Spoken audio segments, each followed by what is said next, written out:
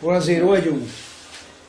Sto di nuovo qua, ma solo per dire una cosa al signor Conte. Ma tu, Conte, parli di Napoli a Firenze che è demeritato.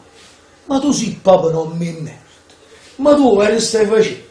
Niente di meno sono 20 anni, 20 che state rubando, niente ma demeritato, perché non ci hanno dato un rigore. Ma sei proprio una luce, ne voglio. Ma sei proprio una luce, sciacco da occhio quando parlano no. Sciacco da occhio, zuluso, non tiene manco un capello in capo, capito no? Lui ha pigliato quattro bistecche alla Fiorentina, perché non ha capito niente della Fiorentina. Lui, al primo tempo abbiamo fatto una grande partita, ma perché non ci hanno dato rigore? Abbiamo demeritato, aiuto arbitrale, tu sei un povero scemo, ma non scemo canocco, tu e tutti i rubendini che stanno attorno a te, hai capito? E chi li quattro pucuru.